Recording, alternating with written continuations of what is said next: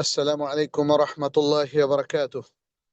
الحمد لله رب العالمين، والصلاة والسلام على نبينا محمد وعلى آله وأصحابه الطيبين الطاهرين ومن تبعهم بإحسان إلى يوم الدين. أما بعد، يقول الله عز وجل: يا أيها الذين آمنوا اتقوا الله وقولوا قولا سديدا يصلح لكم أعمالكم ويغفر لكم ذنوبكم ومن يطع الله ورسوله فقد فاز فوزا عظيما. আজকের এই প্রশ্নোত্তর সেশনের অনুষ্ঠানে দিনী ভাই এবং বোনেরা যারা সংযুক্ত হয়েছেন, আপনাদের সবাইকে স্বাগত জানাচ্ছি। আমাদের আজকে 24তম এপিসোড বা পর্ব।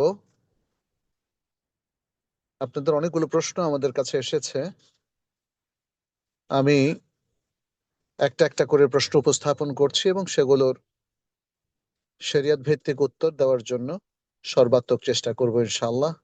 ফাআকুলু ওয়াবিল্লাহি তৌফিক। একজন ভাইয়ের প্রশ্ন: আমাদের মসজিদে আসরের ওয়াক্ত হওয়ার অনেক পরে নামাজের জামাত শুরু হয়। এমত অবস্থায় আসরের ওয়াক্ত হওয়ার সাথে সাথে কি আমি সন্ধ্যার জিকিরগুলো পড়ে ফেলতে পারবো, নাকি আসরের নামাজ আদায় করা পর্যন্ত অপেক্ষা করতে হবে? সন্ধ্যার জিকিরগুলো আসরের পরে বা মাগরিবের পরে উভয় সময়ই পড়া যায়। সূর্য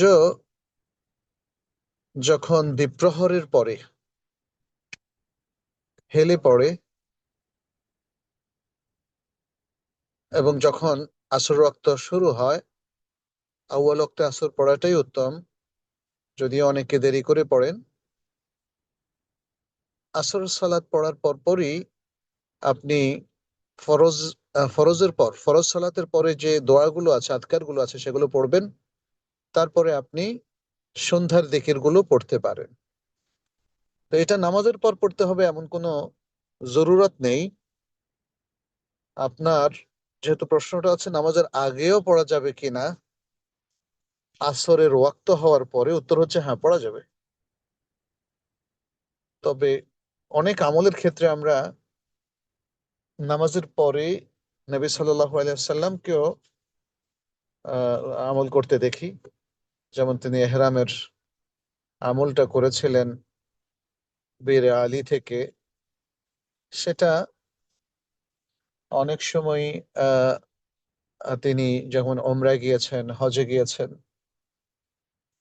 যে দুরাকাত নামাজের কথা বলা হচ্ছে, এটা অনেক সময় সেটা ফরজ নামাজ ছিল, ফরজ নামাজের পরে, অথবা দখুলুল মসজিদের পরে, অথবা তাহিয়াতুল ওযুর পরে ইত্যাদি। কিন্তু কেউ যদি মনে করে যে আমি আসরের টাইম হয়ে গেছে, সন্ধ্যা হয়ে গেছে, আমি আজকার আল মাসা গুলো পড়ে দেব, পড়তে পারেন।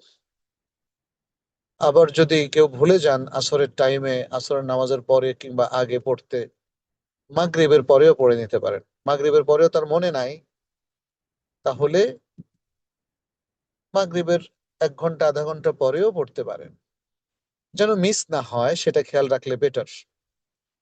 যেহেতু এই আজকার গুলো, এটা নবী সাল্লাহ সাল্লাম থেকে সাব্যস্ত হয়েছে। আর এই আজকার গুলো যেমন ফজর পর পড়লে পুরো দিবসটা প্রোটেক্টেড থাকে, আসর পর পড়লে পুরো রাতটা প্রোটেক্টেড থাকে, সে আলোকেই আসরের পরে এবং ফজরের পর পর পড়ার পরামর্শ দেওয়া হয়েছে। জি। এরপরে দ্বিতীয় আরেকটা প্রশ্ন, সেটাও একজন ভাইয়ের কাছ থেকে এসেছে। তিনি বলেছেন, মানুষ কি মনে করেছে যে আমরা ঈমান এনেছি এ কথা বললেই তাদেরকে পরীক্ষা না করে অব্যাহতি দেওয়া হবে? সূরা আল আনকাবুতের 2 নম্বর আয়াতের সঠিক ব্যাখ্যা জানিয়ে উপকৃত করবেন। আহ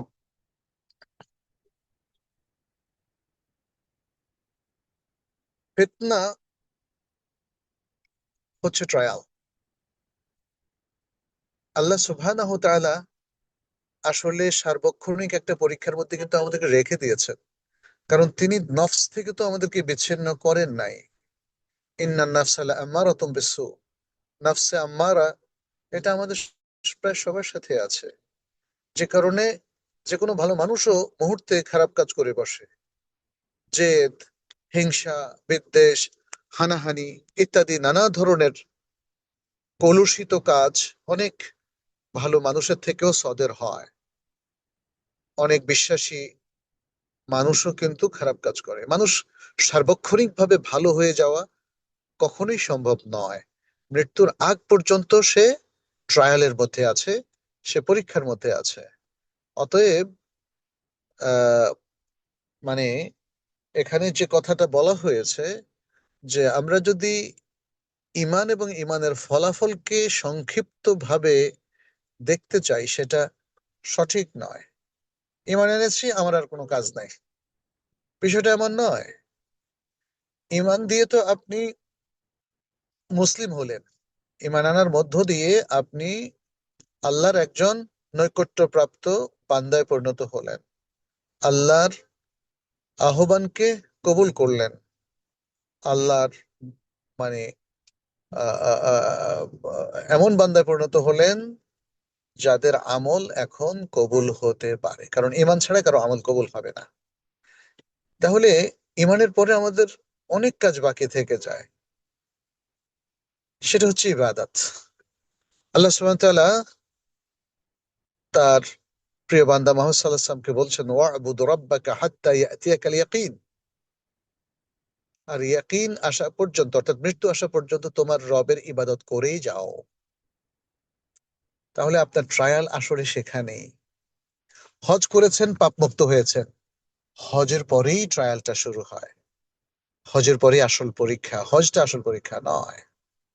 আপনি হজের লেসন গুলো ধরে রাখতে পারলেন কিনা, সালাতের লেসন গুলো ধরে রাখতে পারছেন কিনা, 1 মাস সিয়াম সাধনা করে সিয়ামের যে শিক্ষা সেটা আপনি ধরে রাখতে পারছেন কিনা, ইমানের দাবিগুলো, মুতাতাল্লাবাত আল ইমান, সেগুলো আপনি ফুলফিল করতে পারছেন কিনা, আপনি শাহাদার দাবিগুলো ফুলফিল করতে পারছেন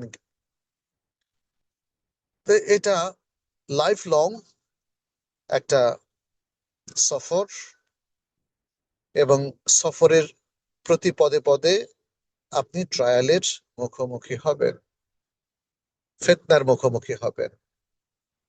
সেই ফিতনার মধ্যে আপনি যদি জয়ী হতে চান, ইমানের পথেই থাকতে হবে, নাওয়াকুদুল ইমান থেকে নিজেকে রক্ষা করতে হবে, আমলটা শুদ্ধ রাখতে হবে, বিশুদ্ধ আকীদার উপর থাকতে হবে, এবং বিশুদ্ধ ভাবে ইবাদত পালন করতে হবে, হারাম বর্জন করতে হবে, হালালের সীমানার মধ্যেই আপনাকে অবস্থান করতে হবে।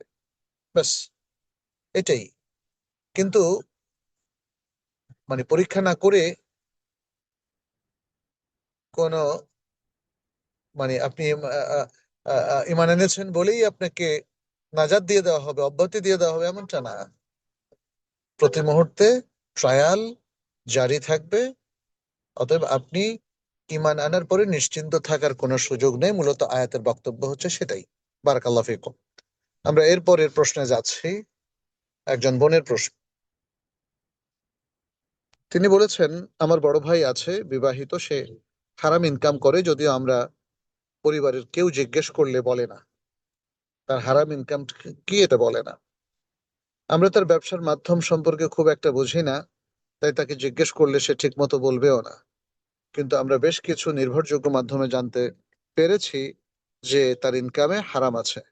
এখন প্রশ্ন হলো, আমি অবিবাহিত, আমার বাবা আমার ভরণ পোষণ দেয়, কিন্তু মাঝে মধ্যে বড় ভাই হিসাবে বাড়িতে অনেক খাবার নিয়ে আসে। যেহেতু আমরা একসাথে থাকি, তাই তার আনা খাবার খাওয়া কি আমার জন্য জায়েজ হবে? এবং সে একান্ত আমার জন্য কিছু কিনে নিয়ে আসলে সেটা কি আমার জন্য জায়েজ হবে? আপনার বড় ভাইয়ের ব্যাপারটা আপনি কিন্তু ক্লিয়ার করেন নাই। আপনি কিছু নির্ভরযোগ্য সূত্রে জেনেছেন যে সেটা হারাম, কিন্তু সবটাই কি হারাম, এটাও কিন্তু আপনি খোলাসা করে বলেন নাই। তার ইনকামের সোর্স কি শুধুই তার হারাম ব্যবসা? মানুষ কিন্তু, আমরা যতটুকু জানি, অনেক কিছুকে হারাম মনে করে অথচ সেটা হালাল। অতএব আপনাকে আরো খোলাসা করতে হবে। আপনি যদি আমার কাছ থেকে আরো স্পষ্ট জবাব চান, তাহলে আপনাকে আরো ক্লিয়ার করতে হবে। আপনাকে সরাসরি বলতে হবে, আমার ভাইয়ের সমস্ত ইনকাম হারাম, আমার কোনো সন্দেহ নাই। এখন আমি তার কাছ থেকে কোনো উপহার নিতে পারবো কিনা, খাবার নিতে পারবো কিনা? উত্তর হচ্ছে যে না। আপনি যদি নিশ্চিত হয়ে যান যে আপনার ভাইয়ের সমস্ত ইনকাম হারাম, তাহলে সে হারাম ইনকাম থেকে আপনি কিছুই গ্রহণ করতে পারবেন না, কারণ আপনার ভরণ পোষণ দিচ্ছেন আপনার বাবা। ভাইয়ের কাছ থেকে যা পাচ্ছেন এটা আপনার জন্য অপশনাল, এটা আপনার জন্য জীবন রক্ষার জন্য প্রয়োজনীয় কিছু না। ফলে আপনি সেই খাবার অথবা কোনো উপহার, কোনো কিছুই আপনি তার কাছ থেকে নিতে পারবেন না। আর যদি সন্দেহ থাকে, তাহলে সন্দেহ ভাঙবেন যে ভাই, তুমি কি আমাকে এটা তোমার হালাল ইনকাম থেকে দিয়েছো? তাহলে গ্রহণ করবেন। যখনই হালাল হারামের সন্দেহের দোলাচলে থাকবো আমরা, সন্দেহ দেখা দিবে, তখন আমাকে নিশ্চিত হয়ে নিতে হবে যে আমি যা খাচ্ছি, যা গ্রহণ করছি, সেটা হালাল ইনকাম থেকে। যাদের ইনকাম সাধারণত হালাল থাকে, তাদেরকে যাচাই করাটা জরুরি নয়।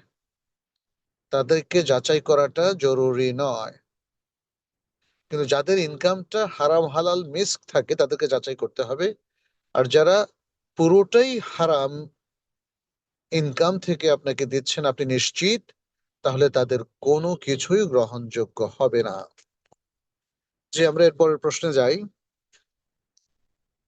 একজন বোনের প্রশ্ন: আমার বোনের স্বামী সুদের ভিত্তিতে ঋণ নিয়ে ব্যবসা করতেন।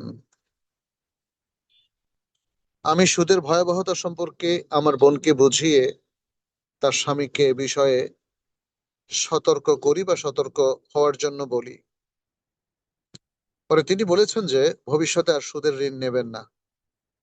তবে পূর্বের ঋণ এখনো পরিপূর্ণ শোধ হয়নি, তা পরিশোধ করতে আরো কিছু সময় লাগবে। আপনার প্রশ্ন হলো, ঋণ চলমান থাকা অবস্থায় তিনি আগে আমার মা বা বাবার জন্য যে পোশাক কিনে দিয়েছিলেন, সেগুলো ব্যবহার করা কি আমার জন্য জায়েজ হবে? আর লোন এখনো পরিশোধ হয় নাই, এই অবস্থায়ও যদি আমাকে কিছু কিনে দেন, তাহলে সেটা নেওয়া আমার জন্য জায়েজ হবে কিনা? এখানে মানে আমাদের কয়েকটা জিনিস একটু খেয়াল রাখতে হবে। প্রথম হচ্ছে, একজন লোক যে সুদে লেনদেন করে, আমাদের পারতপক্ষে তাকে বর্জন করা উচিত। সুদ খায়, সুদ দেয়, অথবা শুধু খায় অথবা শুধু দেয়, পারতপক্ষে এমন লোকদের আমাদের বর্জন করা উচিত। একজন লোক সুদের ভিত্তিতে যে টাকাটা নিয়েছে, যেটা দিয়ে তিনি এখন ব্যবসা চালাচ্ছেন, আর এই ব্যবসার প্রফিট থেকে তিনি সুদ আদায় করছেন, এই ব্যক্তি এবং যে ব্যক্তি সুদে টাকা লগ্নি করে সুদ গ্রহণ করছেন, সুদ খাচ্ছেন, দুজন কিন্তু এক নয়। যিনি সুদ খাচ্ছেন, এটা ভয়াবহ ধরনের পাপ। সরাসরি তার রক্ত মাংস গঠিত হচ্ছে সুদ থেকে, তিনি সুদকে কনজিউম করছেন। আর আরেকজন, যিনি টাকা নিয়েছেন, ওই টাকার মধ্যে সুদ নাই, কিন্তু এই শর্তে নিয়েছেন যে তিনি এই টাকা থেকে যে প্রফিট হবে সেখান থেকে তিনি সুদ দিবেন। তাহলে যে টাকাগুলো নিয়েছেন, এগুলো সুদের টাকা না, যদিও সুদের শর্তে নেওয়া টাকা। একটু পার্থক্য আছে। তিনি তাকে সুদ দিচ্ছেন, পাপে তিনি সুদ যে খাচ্ছে তার মতোই সমান, তার পাপ সমান, কিন্তু তার সব টাকা সমান নয়। যে টাকা সুদ থেকে ইনকাম হয়েছে, সেটা আর ঋণের টাকা সমান নয়। ফলে যেহেতু এই লোক সুদে লেনদেন করে, তাকে বর্জন করার অংশ হিসাবে আপনি তার কোনো কিছুই গ্রহণ না করাটা উত্তম। কিন্তু যদি একদম হালাল হারামের প্রশ্নে আসেন, তাহলে তার উপার্জনটা, মানে যে উপার্জনটা এখন তার আসছে, এটাতে সুদ নাই, সুদের প্রভাব আছে। এটা সরাসরি সুদ নয়, বাট সুদের একটা বেনিফিট এর মধ্যে সংযুক্ত হয়েছে। ফলে আমরা বলবো এই টাকাটা তরক করাটা উত্তম।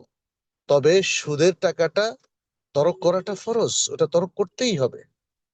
হ্যাঁ, আমাদের যে টাকাটার মধ্যে সুদের প্রভাব আছে, বাট সেটা সরাসরি সুদ নয়, সেটা অনুত্তম টাকা, বাট সেটা যদি কেউ কখনো কনজিউম করে, তাকে বলা যাবে না যে তিনি হারাম কনজিউম করেছেন। কিন্তু এই টাকাটাও আমাদের বর্জন করা উচিত, কারণ এটা খুব ডিসেন্ট না। কারণ সুদের ভিত্তিতে নেওয়া টাকার থেকে এখানে প্রফিট নেওয়া হয়েছে। আমি আশা করি বুঝতে পেরেছেন। তার মানে হচ্ছে, আমি সামারি করি, তার মানে হচ্ছে সরাসরি সুদ খাওয়া এটা পুরোপুরি হারাম। আপনার ভাই যদি সুদ থেকে ইনকাম করে, সুদ নেয়, ঘুষ নেয়, এটার অনুপরমাণুও খাওয়া যাবে না, এবং এটা পুরোপুরি হারাম। কিন্তু তিনি যদি ঋণের টাকা থেকে বেনিফিট নিয়ে আপনাকে দেন, তাহলে সেটা হারাম হবে না, বাট অনুত্তম ইনকাম। আর তিনি যে সুদটা দিচ্ছেন, সেই সুদটা তিনি অন্যকে খাওয়াচ্ছেন। যাকে সুদটা দিচ্ছেন সে সুদ খাচ্ছে, তিনি নিজে সুদ খাচ্ছেন না, খাওয়াচ্ছেন। ফলে এই কনভিকশনটা তার বিরুদ্ধে, এবং এই অভিযোগে তিনি অভিযুক্ত। ফলে একজন মানুষ যিনি সুদী লেনদেনে অভ্যস্ত, তার ইনকামটা আমাদের অ্যাভয়েড করা উচিত। আচ্ছা, এরপরের প্রশ্নে যাই। 5 নম্বর, এটাও একজন বোনের প্রশ্ন আসলে। তিনি বলেছেন, নারীদের পাশাপাশি পুরুষদের জন্য মাহরাম নন মাহরাম মেনে পর্দা ও শালীনতা বজায় রাখা ফরজ। এক্ষেত্রে একজন পুরুষের জন্য তার স্ত্রীর বোন এবং ভাবি নন মাহারাম। আচ্ছা, তাই প্রশ্ন হলো, একজন পুরুষ শ্বশুর বাড়িতে গেলে তার স্ত্রীর বোন বা ভাবির সঙ্গে প্রয়োজনীয় কথা বলতে পারবে কি? আর যেহেতু অনেক সময় শ্বশুর বাড়ির মহিলারা পরিপূর্ণ পর্দা করেন না, তাই তারা সামনে পড়ে গেলে সালাম দেওয়া, কেমন আছেন ইত্যাদি সৌজন্যমূলক কথা বলা কি জায়েজ হবে? নাকি সামনে পড়লেও দৃষ্টি নিচু রেখে প্রয়োজন ছাড়া এড়িয়ে চলাই একজন পুরুষের জন্য উত্তম হবে? ভালো প্রশ্ন করেছেন। কিন্তু আপনি, মাহারাম বলতে মানে পুরুষের জন্য মহিলারা কেমনে মাহারাম হয়? মহিলাদের জন্য পুরুষ মাহারাম হয়।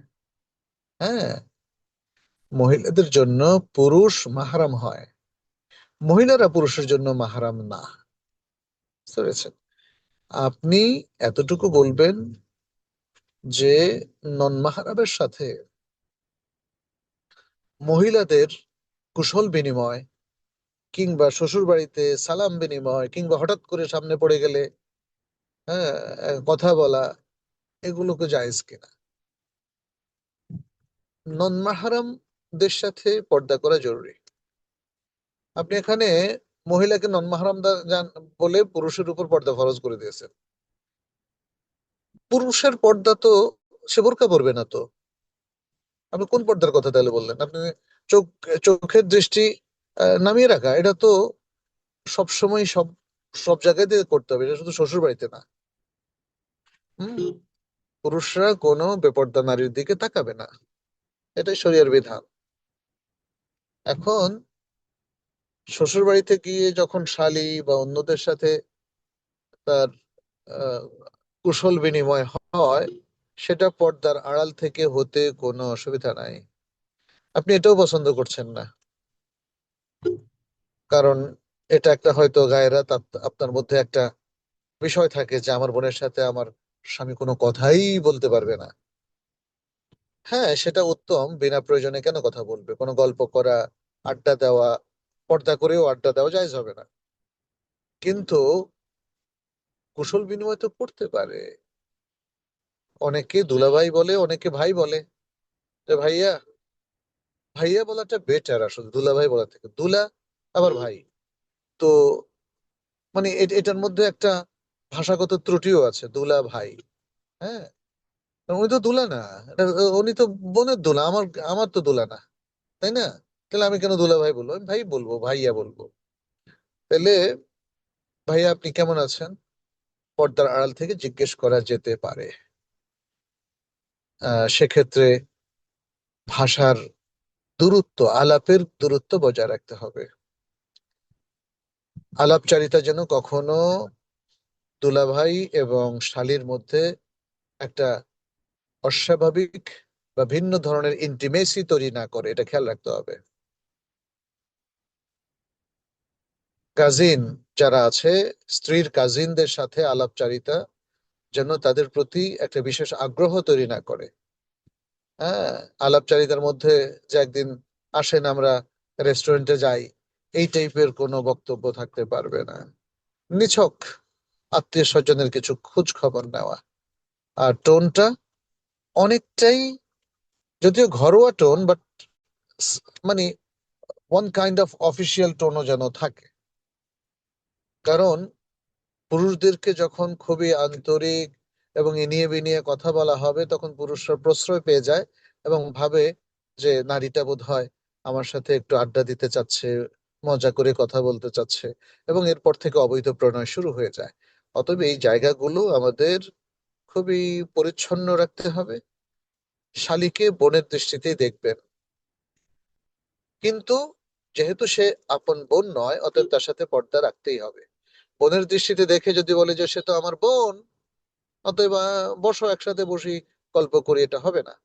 হ্যাঁ, নন মাহারাম এর সাথে, হ্যাঁ, শালীর আহ আহ বা দুলাভাইয়ের সাথে শালীর মানে কোনো একান্তে যোগাযোগ, একান্তে আলাপ, একান্তে আড্ডা দেওয়া চলবে না। এভাবে অন্যদের সাথেও একই কায়দা সকল নন মাহারামের সাথে মেয়েদের মেনটেন করতে হবে। আর নন মাহারাম পুরুষরাও এই সকল মহিলাদের সাথে, যাদের সাথে তাদের নন মাহরাম সম্পর্ক, তাদের সাথেও একই রকম কায়দা ভিত্তিক, একই নীতিতে তারা দূরত্ব বজায় রাখবেন। কিন্তু কুশল বিনিময়, পর্দা করে কিছু কথা জিজ্ঞেস করা, মাসআলা জিজ্ঞেস করা, কিছু জানতে চাওয়া, হ্যাঁ, বা এক বাড়ি অন্য বাড়ির কথা জানতে চাওয়া, এটা জায়েজ আছে। তবে সাধারণত মেয়েদের সাথে পুরুষদের এই যোগাযোগটা, এটা মানে বোনের সামনে হলেই সবচেয়ে ভালো। হ্যাঁ, বোন দুলাভাইয়ের সাথে সে কথা বলবে, তাহলে এটা ভালো।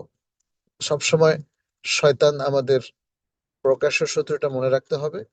নারী পুরুষ একসাথে হইলেই শয়তান তৎপর হয়ে যায় তার মধ্যে কোনো রকম একটা বাজে কিছু তৈরি করা যায় কিনা।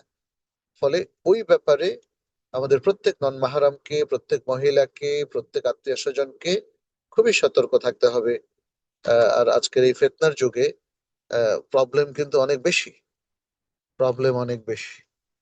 তো আল্লাহ যেন আমাদের সবাইকে যাবতীয় ফিতনা থেকে এবং ভুল ত্রুটি থেকে রক্ষা করেন, হেফাজত করেন, এই দোয়া করছি। তবে মানসিক ভাবেও আমাদের সবাইকে এই হেফাজতের জন্য প্রস্তুত থাকতে হবে। এরপরে আমরা 6 নম্বর প্রশ্নটা নিচ্ছি। এটাও একজন বোনের প্রশ্ন। তিনি বলেছেন, ফরজ এবং নফল সালাতে সিজদা কিংবা রুকুতে কি কোরআনের মোনাজাতমূলক আয়াতগুলো পাঠ করা যায়? হ্যাঁ, রুকুতে না, রুকুতে কোনো দোয়া করা যাবে না, রুকুতে শুধু আদকার। সেজদায় দোয়া করা যাবে, তেলাওয়াত করা যাবে না। সেজদায় দোয়া করা যাবে, কোরআন তেলাওয়াত করা যাবে না। কেউ যদি কোরআনের দোয়াগুলো দোয়া হিসাবে পড়ে আল্লাহর কাছে সেই জিনিসগুলো প্রার্থনা করেন যেগুলো আল্লাহ শিখিয়ে দিয়েছেন, জায়েজ আছে, জায়েজ আছে। এখানে এটাকে তেলাওয়াত বলে না, এটা তেলাওয়াত নয়, এটা তেলাওয়াত নয়। আচ্ছা, এরপরের প্রশ্ন একজন ভাইয়ের প্রশ্ন। ফরজ নামাজের সালাম ফেরার পর আল্লাহু আকবার কি বলা যাবে? কোনো কোনো শাইখ বলেছেন বলা যাবে, আর কোনো শাইখ বলেছেন বলা যাবে না। এ বিষয়ে কোনটা সহিহ? আল্লাহু আকবার নবী সাল্লাল্লাহু আলাইহি ওয়াসাল্লাম মানে এই জেকেটটা পড়তেন সালাম ফেরানোর পর পরই, এমন কিছু সাব্যস্ত হয় নাই। যদিও আব্দুল্লাহ ইবনে আব্বাস রাদিয়াল্লাহু তাআলা আনহুর একটা হাদিস সহিহ বুখারীতে এসেছে, নবী সাল্লাল্লাহু আলাইহি ওয়াসাল্লাম সালাতের পরে তাকবীর দিতেন, কিন্তু সেটা সালাতের পর পরই করতেন এমনটা নেই। আমাদের দেশে অনেকে এটাকে রেওয়াজে পরিণত করেছেন এবং সমস্বরে জোরে আল্লাহু আকবার বলেছেন। এজন্যই অনেক ওলামায়ে কেরাম খুব স্ট্রংলি এই সিস্টেমটাকে নিষেধ করেছেন। কারণ যে সিস্টেমে বাংলাদেশে একটা রসম রেওয়াজ চালু হয়ে গেছে, আল্লাহু আকবার বলে জামাই ভাবে মসজিদে গুমগুম তৈরি করা। আল্লাহু আকবার বলে নবী সাল্লাল্লাহু আলাইহি সাল্লামের যুগে এটা হলে সেটা আমরা রেওয়ায়েত পেতাম, কিন্তু আমরা তো জানি আল্লাহু আকবার 33 বার পড়াটা তো এটা সুন্নাহ। আর ইবনে আব্বাস রাদিয়াল্লাহু তাআলা হাদিস থেকে আমরা যেটা জানি সেটা নবী সাল্লাল্লাহু আলাইহি ওয়াসাল্লাম তাকবীর দিতেন সালাতের পরে, কিন্তু সেটা তো নির্দিষ্ট নয় যে সালাম ফিরিয়েই করবেন। সালাম ফিরিয়েই নবী সাল্লাল্লাহু আলাইহি ওয়াসাল্লামের আজকার গুলোর মধ্যে আমরা দেখি যে 3 বার আস্তাগফিরুল্লাহ এবং আল্লাহুম্মা আনতাস সালাম ওয়া মিনকাস সালাম তাবারাকতা ইয়া যাল জালালি ওয়াল ইকরাম। এটা তাহলে এইটার আগে নবী সাল্লাল্লাহু আলাইহি ওয়াসাল্লাম আল্লাহু আকবার বলতেন কিনা এটা সাব্যস্ত নেই, এটা সাব্যস্ত নেই। ফলে কেউ যদি কোনো কারণে হঠাৎ করে আল্লাহু আকবার বলে আস্তাগফিরুল্লাহ বলে, এতে কোনো সমস্যা আমি দেখি না, যদি না তিনি রসম রেওয়াজ চালু করেন, যদি না তিনি বলেন যে মুক্তাদিদেরকে নিয়ে আমরা সবাই জোরে আল্লাহু আকবার বলবো, এটা সুন্নাত। তো এই ধরনের সুন্নাত নিয়মতান্ত্রিক ভাবে আসলে সাব্যস্ত হয় নাই, কিন্তু বাংলাদেশে অনেক মানুষ এটাকে রেওয়াজ হিসাবে চালু করে ফেলেছে। এজন্য আমাদের বিজ্ঞ অনেক শায়েখরা বলেন যে না, আপনি সালাম ফেরানোর পরে আস্তাগফিরুল্লাহ পড়ে আল্লাহুম্মা আনতাস সালাম ওয়া মিনকাস সালাম বলুন, তারপর আল্লাহু আকবার বলেন, আগে পরে কোনো সমস্যা নাই। আমারও মনে হচ্ছে এই মতটা বেশি শক্তিশালী। বারাকাল্লাহ ফিকুম। 8 নম্বর প্রশ্ন, এটা একজন বোনের প্রশ্ন।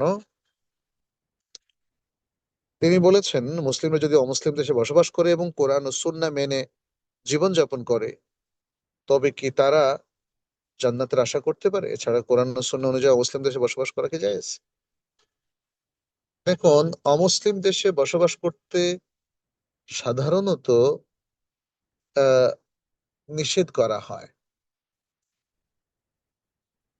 অমুসলিমদের মধ্যে বসবাস করাটা ঝুঁকিপূর্ণ, ইমান আমল ঠিক রাখাটা কঠিন হয়ে যায়। এবং অমুসলিমরা যদি অত্যাচারী হয়, অমুসলিমরা যদি মুসলিমদেরকে তাদের ইবাদত করতে না দেয়, ইমান চর্চা করতে না দেয়, অমুসলিমরা যদি তাদের যে করাপশন গুলো আছে এবং তাদের যে কৃষ্টি কালচার গুলো আছে, যে অশালীনতা আছে, যে পর্দাহীনতা আছে, এবং যে অবাধ মেলামেশা, জেনা, ব্যভিচার, সমকামিতা, নাইট ক্লাব, নোট ক্লাব, এই যে জিনিসগুলো আছে, এগুলো যে মুসলিমদেরকে তারা যদি এগুলোতে সম্পৃক্ত করে ফেলে এবং মুসলিমদের এগুলো থেকে নিজেদেরকে পরিত্রাণ করার কোনো সুযোগ না থাকে, তাহলে সেইখানে এক মুহূর্ত থাকা যাবে না, জায়েজ নাই। অমুসলিম দেশের যদি কোনো টেরিটরি এরকম থাকে যে মুসলিমরা তাদের স্বাধীনভাবে ধর্ম চর্চা করতে পারে, দিন চর্চা করতে পারে, আজান দিতে পারে, সালাত পড়তে পারে, ইসলামিক সেন্টার এবং বিশাল মসজিদ তারা মেনটেন করতে পারে, দিন রক্ষা করতে পারে, হ্যাঁ, তাহলে ওই কমিউনিটিতে থাকা তাদের জায়েজ আছে। শর্ত হচ্ছে ইমান রক্ষা করা, ইবাদত পালনে সার্বিক সহযোগিতা পাওয়া এবং স্বাধীনতা পাওয়া, এবং পরিবেশগত দিক থেকে আহ মানে তাদের উপর কোনো চাপ নাই, এরকম যদি হয়, পূর্ণ স্বাধীনতা। সাহাবাই কেরাম তো দাওয়াতের উদ্দেশ্যে বিভিন্ন অমুসলিম দেশে গিয়েছেন, সেখানে অবস্থান করে সেখানে দাওয়াতের মাধ্যমে প্রচুর লোককে ইসলাম গ্রহণে উদ্বুদ্ধ করেছেন। মুসলিম টেরিটরি বেড়েছে কি করে? যদি অমুসলিম দেশে অবস্থান করা এবং থাকা যাওয়া হারামি হতো, তাহলে মুসলিমরা তাদের অবস্থানটাকে এক্সটেন্ড করলো কি করে? কিন্তু অমুসলিম দেশে থাকার জন্য তাদের সার্টেন শর্ত আছে, এই শর্তগুলো পূরণ করতে হবে। এক, দিনই স্বাধীনতা থাকা, দিন পালনে তাদের কোনো বাধা না থাকা, যদি তারা ঠিক মতো নামাজ পড়তে না পারে, যেটা একটু আগে বললাম, তাহলে তো তাদের সেখানে থাকা যাবে না। আপনাকে শুধু অমুসলিম দেশ হলেই সব নিষেধ হয়ে যাবে ব্যাপারটা এমন নয়। তারপর দ্বিতীয়ত একটা অবজেক্টিভ, আপনি কেন অমুসলিম দেশে গেছেন? সেখানে বিভিন্ন ক্লাবের সদস্য হয়ে নাচ গান এগুলোতে সম্পৃক্ত হওয়া, অশ্লীল হয়ে যাওয়া, তাহলে আপনার জন্য হারাম।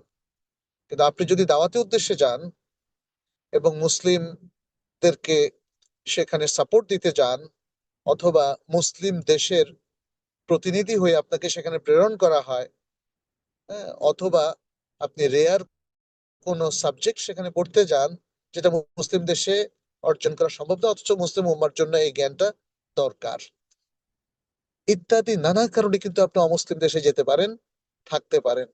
কিন্তু আপনি যে কারণেই যান না কেন, যদি অমুসলিম দেশে দিন পালন আপনার জন্য, আপনার ভবিষ্যৎ বংশধরদের জন্য কঠিন হয়ে পড়ে, মারাত্মক ঝুঁকি তৈরি করে, তাহলেও আপনাদের আবার ইসলামের দেশগুলোতে বা মুসলিম দেশগুলোতে ফিরে আসতে হবে। আমি আশা করি আমার এই ডিসকাশনের মধ্য দিয়ে আপনি মূলনীতিগুলো পেয়েছেন। এটা একটা ব্যালেন্সড মূলনীতি, ঠিক কথাবার্তা বর্জিত আমরা একটা সুন্দর নীতিমালা আপনাদের সাথে শেয়ার করলাম। এখানে আরো একটা বিষয়, যারা অনেক দিন ধরে থাকতে থাকতে, দুই তিন পুরুষ অমুসলিম দেশে থাকছেন, ওই দেশের নাগরিক হয়ে অন্য দেশের নাগরিকত্ব আর তাদের নাই, আপনি তাদেরকে কি বলবেন? এক, এখন পৃথিবীর অন্য দেশগুলো কি এই মুসলিমদেরকে গ্রহণ করার জন্য প্রস্তুত আছে? যদি না থাকে তাহলে তারা তো ওই দেশেই থাকতে হবে, তাই না? এই বিষয়গুলো কিন্তু আছে। আমার মনে হয় আপনি যে প্রশ্নটা করেছেন, এটা মানে এক ব্ল্যাক হোয়াইট হ্যাঁ না বলে দেওয়ার নয়। এখানে ডিসকাশনের অনেকগুলো পয়েন্ট আছে। কিছু কিছু পয়েন্ট আছে হয়তো আপনি আমার সাথে দ্বিমত করবেন বা আমি আপনার সাথে দ্বিমত করব। এই জন্য আমাদের এই সমস্ত দেশের যে বিজ্ঞ ফতোয়া কমিটি আছে, মধ্যপ্রাচ্যের মহাক্কিক ওলামায়ে কেরামের যে ফতোয়া কমিটি আছে, সৌদি আরবের উচ্চ ওলামা পরিষদের যে ফতোয়া কমিটি আছে, আমার মনে হয় তাদের ফতোয়াগুলো আপনি দেখতে পারেন। এক, দ্বিতীয়ত হচ্ছে আপনারা লোকাল পার্সপেক্টিভে আপনার কেসটা কমপ্লিটলি স্টাডি করা দরকার, যে আপনার কেসে আসলে শরীয়তের বিধান কি হতে পারে। আপনার কি এখনই চলে আসা ফরজ? হ্যাঁ, হতে পারে, কারণ এক একজনের সিচুয়েশন তো এক এক রকম। নাকি আপনি থাকার মতো আহ আহ মানে পারমিশন আপনি ইসলামে শরিয়াতে পাবেন, বিকজ আপনি একটা দাওয়াতি দায়িত্ব পালন করছেন, হয়তোবা আপনি একটা ইসলামিক সেন্টার ডিরেক্টর, আপনি আপনার দিন পালন মোটেই মানে কঠিন নয়, আপনি সবকিছু পালন করতে পারছেন, আর পাশাপাশি আপনি মানুষের কাছে দিন প্রচার করছেন, অনেক লোক আপনার কাছে মুসলিম হচ্ছে এবং অনেক মুসলিম আপনার কাছ থেকে দিন শিখে সে সমৃদ্ধ হচ্ছে, আলোকিত হচ্ছে। আপনি সেখানে ইসলামিক স্কুল দিয়ে একটা চমৎকার ভাবে দিনকে স্টাবলিশ করার সুযোগ পাচ্ছেন। সবকিছু মিলিয়ে আমার কাছে মনে হয় মানে ইসলামের স্বার্থে আপনি থাকতে পারেন, বাট ইসলাম বিপন্ন হয়ে গেলে আপনাকে চলে আসতে হবে।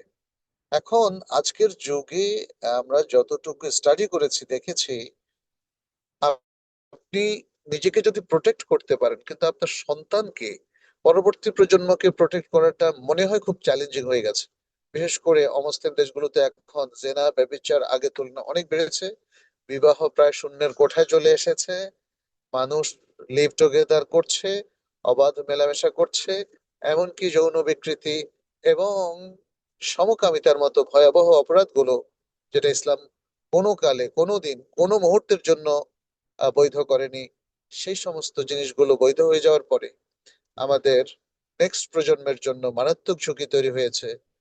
এই ঝুঁকিটা আপনি সামলাবেন কি করে? আমার কাছে মনে হয় সবকিছু মিলিয়ে আসলেই আমাদের জন্য ইসলামিক নন মুসলিম দেশগুলোতে থাকাটা আদৌ বিজ্ঞানসম্মত কিনা, আদৌ আমাদের জায়েজ কিনা, বা শরিয়া সম্মত কিনা, এগুলো আরেকটু খতিয়ে দেখতে হবে। একজন মুফতি, তিনি অনেকগুলো সম্ভাবনাকে সামনে রেখে কথা বলেন, আমি যেমনটি আপনাদের সামনে বলেছি। বাট আপনার কেসটাকে আপনাকেই খতিয়ে দেখতে হবে। আপনার ফ্যামিলিকে, আপনার নিজেকে জাহান্নামের আগুন থেকে বাঁচাতে হলে আপনি কি এখন যে অবস্থায় আছেন কোনো অমুসলিম দেশে, সেটা কি ওকে, ভ্যালিড নাকি ভ্যালিড না, এইটা আপনাকে একটু দেখতে হবে। এবং বুদ্ধিমান ব্যক্তি সঠিক সিদ্ধান্ত গ্রহণ করবেন বিইذنিল্লাহ আযজা ওয়া জাল।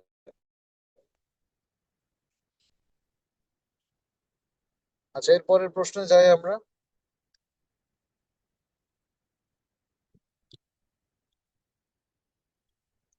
সেটা 9 নম্বর প্রশ্ন, একজন ভাইয়ের প্রশ্ন। আমি শেয়ার মার্কেটে কিছু টাকা বিনিয়োগ করেছিলাম এবং প্রথমে কিছু টাকা লস করি। পরে আমার এক বন্ধুর পরামর্শে একটি শরিয়া কমপ্লায়েন্ট কোম্পানির শেয়ার কিনি। আমার বন্ধু এবং তার পরিবারের সদস্যরা শেয়ার মার্কেটে বড় অঙ্কের বিনিয়োগকারী। তাদের বিনিয়োগের ফলে ওই শেয়ারের দাম বৃদ্ধি পায় এবং আমার আগের লসও রিকভারি হয়ে যায়। এরপর আমি শেয়ার বিক্রি করে মার্কেট থেকে বের হয়ে আসি এবং সেই টাকা বাসার কাজে ব্যয় করি। লসে থাকার সময় আমি আল্লাহর কাছে নিয়ত করেছিলাম যে লস রিকভারি হলে আমি এই ধরনের সন্দেহজনক বিনিয়োগ থেকে বের হয়ে যাব, এবং তাই করেছি। প্রশ্ন হলো, আমি যে টাকা ব্যবহার করেছি তাকে আমার জন্য হাল হয়েছে? যদি না হয়ে থাকে তাহলে এখন আমার করণীয় কি? শেয়ার আহ কেনা বেচার ক্ষেত্রে আপনাকে দেখতে হবে স্টক গুলো শরিয়া সম্মত কিনা। এমনকি যেমন ঢাকা স্টক এক্সচেঞ্জে একটা শরিয়া কমিটি আছে, তারা বলে যে 100টা বা 150টা স্টক শরিয়া সম্মত। আচ্ছা, এটার উপরে আমরা যতটুকু দেখি, এটা একটা, হয়তো দেখা যায় একবার বলেছে, অথচ প্রতি মাসে মাসে, বরং প্রতিদিন এই স্টক গুলোকে ফলো করতে হবে যে তারা তাদের শরিয়া কমপ্লায়েন্স রক্ষা করছে কিনা। একটা শরিয়া কমিটি ইনস্ট্যান্টলি অ্যাসেস করে যখন দেখে যে 100টা বা 150টা স্টক শরিয়া সম্মত, এটা তো ফিক্স হয়ে যায় না, এটা তো অনেক দিন থাকবে এরকম, এটা সম্ভব। স্টক এক্সচেঞ্জই তো প্রতি মুহূর্তে বাড়ে কমে। কোম্পানিগুলো যেগুলোর স্টক হালাল, সেগুলো কারা চালাচ্ছে? তারা কি শরিয়া কমপ্লায়েন্সটাকে প্রোটেক্ট করছে, ধরে রাখছে? অতএব স্টকের এক্সচেঞ্জের পুরো বিষয়টা গভীর পর্যবেক্ষণের মধ্যে না রাখলে, মনিটরিং এ না রাখলে আপনার মধ্যে হারাম চলে আসার সম্ভাবনা অনেক।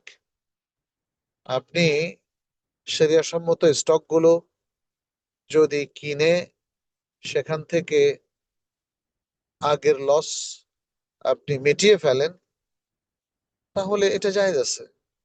আগে আপনি অনেক মানে স্টক যখন দেখছেন যে শরিয়া সম্মত না, সেটা আপনি ছেড়ে দিয়েছেন। আচ্ছা, ছেড়ে দিয়েছেন, বাট সেটা কি লসে যদি ছেড়ে দিয়ে থাকেন, তাহলে তো আপনার মূল টাকাটা হালাল, মূল টাকাটা আপনি উদ্ধার করতে পারেন নাই। তার মানে অতিরিক্ত টাকা যোগ না হওয়ার কারণে আমরা এটা বলবো না যে আপনার ওই শেয়ারটা বিক্রি করে আপনার টাকাটা হারাম হয়ে গেছে। আপনি কেনার সময় হালাল টাকা দিয়ে কিনেছেন, বিক্রির সময় আরো কম টাকায় লস করে বিক্রি করেছেন। তাহলে আপনি এটা ছেড়ে দিয়েছেন কারণ এটা হারাম শেয়ার। এবং ওই কোম্পানি থেকে শেয়ার বিক্রি করা মানে কি, ওই কোম্পানি থেকে আপনি আপনার টাকাটা তুলে নিয়েছেন। এইভাবে যদি আমরা বিবেচনা করি, তাহলে আপনার এই যে টাকাটা যেটা তুলে নিয়েছেন সেটা বৈধ, এবং সেই টাকা দিয়ে আপনি শরিয়া কমপ্লায়েন্ট স্টক কিনেছেন, সেটাও বৈধ। পরবর্তীতে এই শরিয়া কোম্পানি যে স্টক গুলো দাম বেড়েছে, ফলে আপনার আগের লসটা মিটে গেছে। পুরো প্রক্রিয়ার মধ্যে আমি কোনো সমস্যা দেখি না। কিন্তু আপনি যদি মানে নন কমপ্লায়েন্ট অবস্থানে থেকে শেয়ার বিক্রি করে লাভ করেন, তাহলে তো সেখানে প্রবলেম আছেই। সবকিছু মিলিয়ে আমি আপনাকে পরামর্শ দেব, আপনি এই যে প্রশ্ন করলেন, আমার উত্তর পেলেন, এইটাকে সুপ্রিম হিসাবে না ধরে আপনি একজন শরিয়া কমপ্লায়েন্টের সাথে, শরিয়া এক্সপার্টের সাথে বসেন, যে আপনার হোল প্রক্রিয়াটাকে স্ক্রুটিনি করেন, কোনো ত্রুটি আছে কিনা, শরিয়া লঙ্ঘন হয়েছে কিনা, সেটা একটু বিচার করে দেখেন। আদারওয়াইজ আপনার ইনকামে কিছু হারাম থেকেও যেতে পারে। আপনি যখন স্ক্রুটিনি করবেন তখন দেখবেন আপনার শরিয়া কমপ্লায়েন্ট ইনকাম কতটুকু, আর শরিয়া লঙ্ঘন যতটুকু হয়েছে যে পরিমাণ, সেটাও আপনাকে রেশিও ভাগ করে দেখতে হবে এবং খুঁজে বের করতে হবে। তাহলে সেই পরিমাণ ইনকাম আপনাকে পিউরিফাই করতে হবে। এই প্রক্রিয়ার জন্য আসলে শুধু প্রশ্নোত্তর, একমুখী প্রশ্নোত্তরে যথেষ্ট নয়। আপনার কাছ থেকে এই ব্যাপারে আর অনেক কিছু জানার ছিল আমাদের, এবং আপনারও হয়তো আর অনেক ক্লারিফিকেশন ছিল, কিংবা আপনারও কিছু প্রশ্ন ছিল। সবকিছু মিলিয়েই একটা সামারি করতে হবে, হ্যাঁ, আদারওয়াইজ আমাদের আহ মানে কিছু ভুল হয়ে যেতে পারে, হারাম হয়ে যেতে পারে ইনকামের মধ্যে। আল্লাহ যেন আমাদেরকে হারাম থেকে রক্ষা করেন এবং শরিয়া ভিত্তিক হালাল ইনকামের মধ্যে যেন আমাদেরকে রাখেন, আমিন। 10 নম্বর প্রশ্নে আমরা যাই। সেটা একজন বোনের প্রশ্ন। আমার এক মুসলিম বোন এক মুসলিম যুবককে বিয়ে করতে যাচ্ছেন, আলহামদুলিল্লাহ। তবে তার হিন্দু পরিবার এখনো তার ইসলাম গ্রহণের বিষয়টি জানে না এবং বিয়ের বিষয়ে অবগত নয়। এই বোনের পক্ষে কোনো মুসলিম ওয়ালি নাই। এই অবস্থায় যিনি তাদের বিবাহ সম্পন্ন করাবেন, সেই ইমাম কি তার ওয়ালি হিসাবে দায়িত্ব পালন করতে পারবেন? হ্যাঁ, পারবেন, পারবেন। তিনি যদি ইসলাম গ্রহণ করে ফেলেছেন, অতএব অমুসলিমরা তার ওয়ালি নয়। তার ওয়ালি এখন ইসলামী রাষ্ট্রের অভিভাবক। এখন ইসলামী রাষ্ট্রের তো কোনো অভিভাবক নাই, ইসলামী রাষ্ট্রগুলো এখন সেকুলার। তাহলে এখন একজন ইমাম, মসজিদের ইমাম, তিনি কমিউনিটি লিডার, ইমামও তো লিডার, কিংবা একটা ইসলামিক সেন্টারের ইমাম, তারা ওলি হতে কোনো বাধা নাই, তারা বিকল্প ওলি, আসল ওলি নন, বিকল্প ওলি। আপনি দ্বিতীয় প্রশ্ন করেছেন, বিয়েতে কনের পক্ষ থেকে কি সাক্ষী প্রয়োজন? যেহেতু তার কোনো মুসলিম আত্মীয় নেই, আমরা কয়েকজন দিনী বোন কি তার সাক্ষী হতে পারবো? না, বিয়েতে কনের পক্ষ থেকে সাক্ষী হওয়ার প্রয়োজন নেই, তবে সাক্ষী হতে হবে পুরুষ, দুজন পুরুষ। আপনারা বোনেরা কেন তার সাক্ষী হবেন? হন, অসুবিধা নাই, বাট এই বিয়েতে দুজন পুরুষ সাক্ষী প্রয়োজন হবে, হ্যাঁ। আচ্ছা, আমরা এর পরের প্রশ্নে যাই।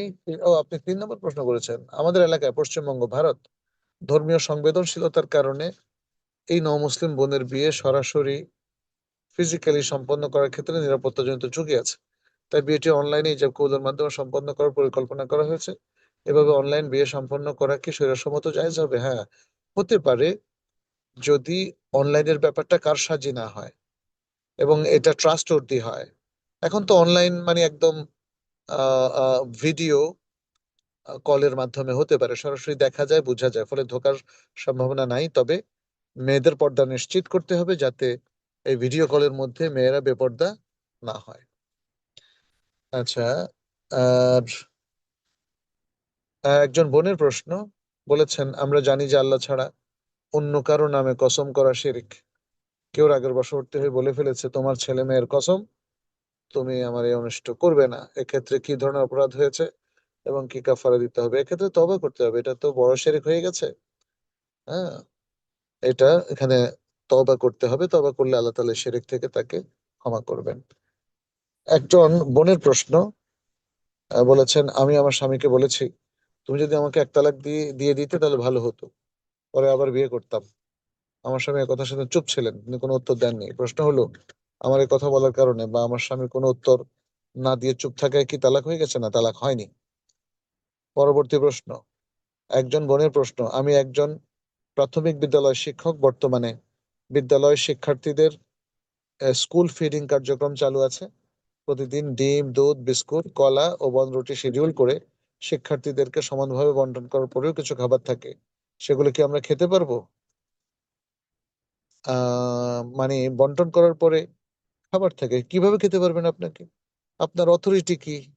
এটা তো খেতে পারার কথা না। আপনি অনুমতি নিয়ে খেতে পারবেন, অনুমতি ছাড়া খেতে পারবেন না। 14 নম্বর প্রশ্ন, একজন বোনের প্রশ্ন, আমরা দীর্ঘদিন ধরে একটি কঠিন পারিবারিক জুলুম ও নির্যাতনের শিকার। বাহ্যিকভাবে তারা মুসলিম হলেও তারা আমাদের ছেলেকে কুফরি অবৈধ পন্থায় ঘর থেকে বের করে নিয়ে তাদের মেয়ের সঙ্গে বিয়ে দিয়েছে। আমাদের সম্পদ, একটু একটু আমি ইয়ে করছি।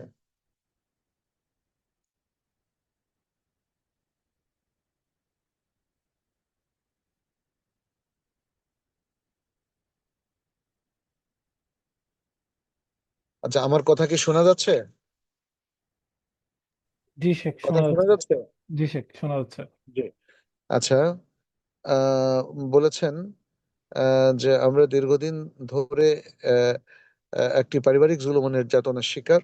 বাহ্যিকভাবে তারা মুসলিম হলেও তারা আমাদের ছেলেকে কুফরি ও অবৈধ পন্থায় ঘর থেকে বের করে নিয়ে তাদের মেয়ের সঙ্গে বিয়ে দিয়েছে, আমাদের সম্পদ দখল করেছে, পুরো পরিবারকে বিভিন্নভাবে হুমকি দিচ্ছে। তাদের প্রভাবের কারণে আইনের আশ্রয় নিয়েও আমরা কোনো প্রতিকার পাইনি।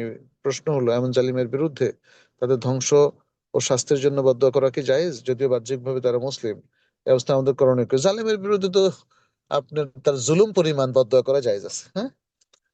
আচ্ছা, 15 নম্বর প্রশ্ন, একজন ভাইয়ের প্রশ্ন, এটা আমরা আজকে শেষ প্রশ্ন হিসেবে নিচ্ছি।